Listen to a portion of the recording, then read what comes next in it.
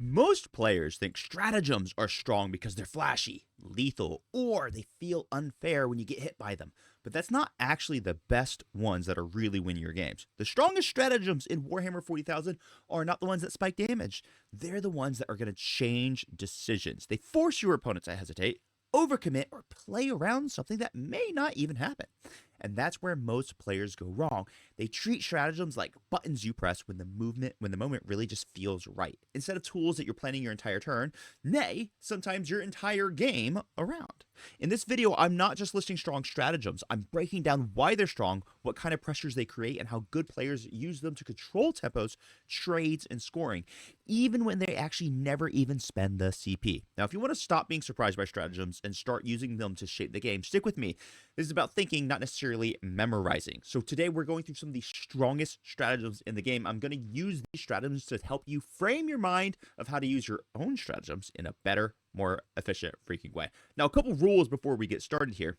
I am not including the generic stratagems, such as New Orders, Overwatch, Rapid Ingress. If I was including those, I could pretty much guarantee you that Heroic Intervention, Combat Interrupt, and Rapid Ingress will be the three strongest stratagems in the game. So what I'm doing instead is I'm ignoring all of the generic strats. I'm also going to be taking strats in the context of the detachment that they are in, because that's a very, very big deal. And some of these stratagems will be very, very similar to one another. So I'm not necessarily going to list every single uppy downy stratagem in the game, even if they all basically do the same. I'm going to list one and we'll go from there. So number one, what is the first one on this list of strongest stratagems in the game? Well, it's a new stratagem, and it's going to be very, very indicative of several other stratagems that do something similar in the game. But this one just enables an insane damage combination. So when we look at the Cryptek Conclave, this stratagem, which is not an actual damage stratagem, will enable some of the most damage is in the entire game of any units that you can actually ever deal. So what this does is it allows you to just create any unit in your army to be a Cryptek unit. Now, similar types of stratagems exist elsewhere, and they always are going to have restrictions upon them because they allow for insane damage outputs, similar to the one that we're about to see here, which hopefully does actually get patched, because this actually, you guys hear me say that, oh, you just play around stuff all the time. Well, this is an example of one that might actually be a little bit busted. So in this detachment, Cryptek units can select one of a variety of abilities that they can utilize in their army. It can be anti-mounted 4-up, anti-infantry 4-up, heavy assault. Well, when you give this ability to some other units in the game, albeit something like Tomb Blades, a 6-man squad of which would cost 150 points, you enable them to have 6d6 blast shots. And since they get the benefit of the detachment rule now, they get anti-infantry 3-up on their guns that are admittedly not very good, but their guns have a very important keyword: devastating wounds. Which means this unit will be able to just move on up and shoot any infantry unit in the game and just instantaneously delete it. Imagine looking at 20 Khorne Berserkers shooting 6d6 blast guns, all that have anti-infantry 3-up with devastating wounds. You're going to be dealing 36 to 40 devastating wounds when you actually do this. The mathematics on it is absolutely bonkers, and I really, really hope this actually gets a little bit of a balance patch, because that is a stunning amount of damage that this stratagem enables. Now, you've got other stratagems in the game that might not cause that crazy amount of damage, but whenever you have the ability to use a stratagem to provide a different keyword to another unit, that is very, very, very powerful. So stratagems like this will always make the stronger stratagems category whenever you're talking about stratagems. But this one in particular is actually bonkers due to the way that synergistic empowerment interacts with the rest of the Cryptek Conclave abilities. It's nonsense. So let's talk about another one. Now, this other one is actually a little bit more unique, but you might see one or two other stratagems in the game that do something like it. So this is actually for the Subterranean Assault for the Tyranids.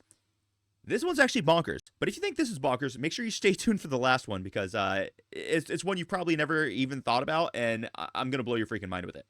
So, but for right now, let's stay on Subterranean Assault. So this is the Tunnel Network. Now, in the Subterranean Assault detachment for your Tyranids, you have the ability to create these things called tunnel markers, and anything with the Burrowers keyword can create a tunnel marker whenever they come out of reserves.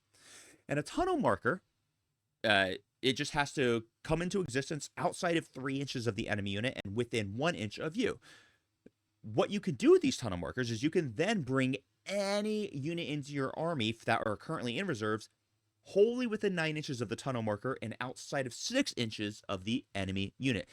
And there's no restrictions on it, meaning units that are just in normal strategic reserves can deep strike-ish, in quotation marks, via the tunnel markers to get a 6-inch charge or a 6-inch shooting and then charge, because you can still charge after this. So it's an incredibly powerful ability that the Subterranean Assault has, which, by the way, I've been playing a lot recently, and I've got more videos coming out on that, because if you're a Tyranid player and you're not running Subterranean Assault, we gotta talk. Anyway, Tunnel Network is a incredibly powerful stratagem in this detachment that will allow you to utilize any 2 tunnel markers on the battlefield and just teleport any unit between those tunnel markers outside of 6 inches of your opponent and within 9 inches of the tunnel marker.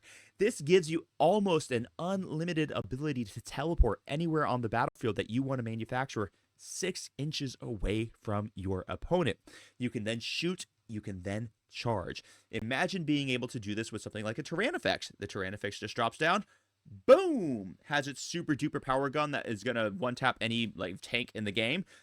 So your opponent spends all this time measuring angles. Oh, you can't, get a line here, you can't get a line here, and then you just teleport the Tyrannifex. I'll do you one better.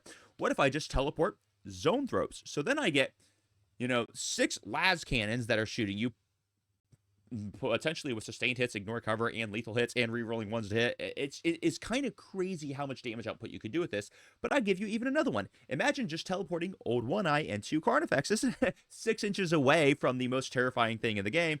They charge in with a 6-inch charge, 4 rerolls to hit, sustained hit, all these things. It becomes absolutely nightmarish how much damage you can do and how much you can mess with your opponent, being able to just more or less teleport anything on the battlefield more or less anywhere where you want, as long as you can make a tunnel there, which is not that hard to do. So this stratagem is amazing. And what you're going to notice is that a lot of the stratagems that are the strongest in the game aren't actually damaging stratagems. They're enabling stratagems, and most of them have to do with movement. So let's talk about the next one. Now, this one is dear to my heart because I have utilized this to an incredible win rate with a certain army, and I love it. So let's talk about Wrath of the Rock, Leonine Aggression. Now, this stratagem, a lot of people just don't quite grasp how powerful this stratagem is. On face value, what it says is, hey, listen, at the end of your charge phase, if you're outside of 6 inches of if you're within 6 inches of my Deathwing units, I get to charge you. Well, you might immediately just think, oh, well, I'll just be outside 6 inches, and then you can't use this stratagem. But it doesn't really work that way when I'm touching my objective, because suddenly it means that you can't out-OC me on an objective without being engaged with me. I'm just going to go to the TTS view real quick to show you what I mean when I say this. So, boom, we got TTS up. So I'm just going to take, say, like these Deathwing Knights, and I'm going to put them, I got some other things I want to show you guys later, and I'm going to put them on this here objective. Now, let's say that typically the way you would handle these Deathwing Knights is maybe you would put something like a unit of Gretchen on the objective to out-OC me. So if I just put this view, you can see, click the wrong button. You could see that I've got OC 5 and he's got OC like 8 now. So now the Deathwing Knights can't, and now the Deathwing Knights won't score this objective. Not so fast. Because I have Leonine Aggression, I'll now spend 1 CP, I'll end up charging the Gretchen, and then I will kill all of the Gretchen. But also, in addition to that, now that I've killed all the Gretchen, I score this, but I'm also closer to my opponent, so that in my next turn, I just get to move up and then charge and kill whatever else. So it gives me a lot of damage. It also makes it almost impossible for you to ever deny primary when my Deathwing Knights are on the objective. It basically means that you have to charge them or you have to shoot them to death, which is a very, very challenging thing to do for a lot of armies. You can never out-OC me, and that is why this creates one of the strongest stratagems in the entire game. It's exceptionally powerful. Do not sleep on this one. Now, let me go back to the PowerPoint because I got 2 more brutal stratagems that I need to teach you guys because, whew, here we are. All right, so let's talk about the Demonic Incursions. Now, this stratagem exists in other areas, right? Like, you'll see this in other places. This is the realm of chaos. Effectively, it's an uppy-downy stratagem. Now, a lot of people don't quite grasp the power of uppy-downy stratagems. If we are playing a game, and I have this stratagem which allows me to pick up 2 of my units, some versions of the stratagem only allow for 1, but this one allows for 2, which is why this is one of the stronger ones. if we are playing a game and I go second and I have a stratagem that allows me to uppy downy 2 units in my turn 1, and if my units happen to have the deep strike keywords, that means I can uppy downy them at the end of your turn 1, which means in my turn 1, I can then deep strike them in. Now, specifically in Demonic Incursion, because having a turn 1 deep strike by itself is already very powerful, but specifically in Demonic Incursion, because of the way the Realm of Chaos stuff works, I can actually use this to give myself 6-inch deep strike charges. So I can get 2 6-inch deep strike charges with my freaking 2 Bloodthirsters turn 1, which can be devastating in a variety of scenarios. You can do this to get your Lords of Change with lots of really good shooting into positions that they otherwise wouldn't be able to get into turn 1. This is an incredibly powerful stratagem, and there are multiple versions of this stratagem over the course of many different armies, but the Demonic Incursion one is particularly brutal because it stacks with the Demonic Incursion rule, which allows for our 6-inch deep strikes. So it's extremely strong. Very, very good. But like I said, tons of different places that you'll see something like this in the game. But these uppy downy deep strike style stratagems are brutal. Now I've got the number 1 powerful stratagem in the game that I have. And it's similar to a few others, but this one has a very, very specific difference in it. And it was kind of hard to determine which version of this next strat that we're going to talk about I was really going to use. But I'm going to go with one that you've probably never even heard of. Boom. We're talking about the Companions of Behemoths for the Black Templars, Heresy Begets Retribution. If you knew this was coming, the only reason is because you're in my current Discord right now and you know what we're talking about on a daily basis.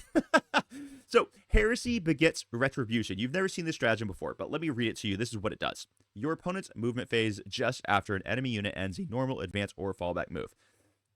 One chaplain or justiciar unit from your army that is within 9 inches of the enemy unit and is not currently in an engagement range, you can make a retribution move. So this is effectively a blood surge move that doesn't proc after you get shot. It procs after your opponent's move. Because when I make my D6 inches move, I can end an engagement range of you in your movement phase. In your movement phase. This is so brutal, it can absolutely turn off an entire opponent's entire movement phase.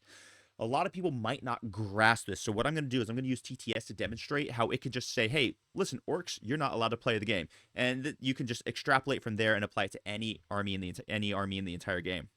And there were some close seconds here that I'm going to talk about as well, but let's just show you this because it's so spicy. All right, we'll go back to, oh, sorry, clicked the wrong one. Here we are. Now we're back on the TTS view. Okay, so let's get rid of those Deathwing Knights. Let's get right here. Let's say I'm playing against the orcs, and I know the orcs are about to make a Wa. So I'm just going to put these Sword Brethren that are led by this Justiciar up here. Now, Gaz, when he's running with the Big Mech, they can use a stratagem to give themselves +2 to advance, +2 to move, and they can move through models. So let's say they roll in advance, and they go like 15 inches, which is pretty average for them. And they want to end up charging these guys over here. Well, what I can do at this point is I can just spend 1 CP and react and move in engagement range of this squad. Once I do that, now Gaz can't charge because he's already in engagement range. Likewise, if let's say your opponent wanted to come into the center and they wanted to do an action or something, well, you could just react move into their guys who want to do an action. Let's say your opponent has a battle tank, not a battle wagon but let's say they had a battle tank that they wanted to move to go shoot with, and then you're engaged. Now they're -1 to hit, and none of the other vehicles can move through. So if it was Imperial Guard and they have tanks, you could just shut down an entire movement lane for Imperial Guard tanks. But now you've effectively canceled the orc player's Wa in this scenario. Because even though they were able to move past you and move through you, you ended your retribution move engagement range of them, and they can't charge, which can completely 100% turbo screw any orc player ever. This applies if you're playing against World Eaters. This applies if you're playing against Imperial Guard, like we just spoke about. This applies if you're playing against Tau. I don't care. The fact that I can move within engagement range of you in your movement phase is stunningly brutal. Now, there was a close second, and this was one of the stronger stratagems as well, was the new movement phase stratagem in the Spectacle of Spite detachment for the Dark Eldar, where at the end of your opponent's movement phase, you can make a charge of any unit that's within 9 inches. This is also a very strong stratagem. The reason why I chose this to be better is simply because this is 1 CP versus 2 CP in the Dark Eldar stratagem. Both stratagems are absolutely incredible.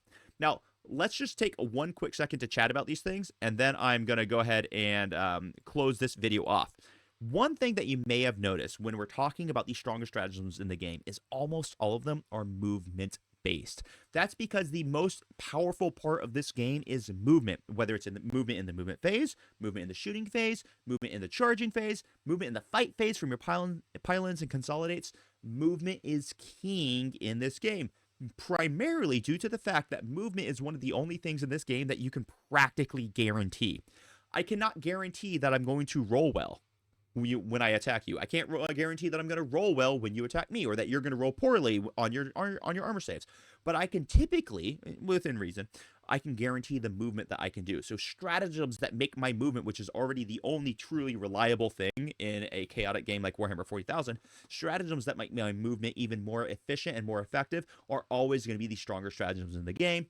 This is my list for the strongest stratagems in the game. And remember, there's lots of stratagems that have these same effects. I chose these ones for specific reasons. I would like to hear your arguments down below, which stratagems you like more.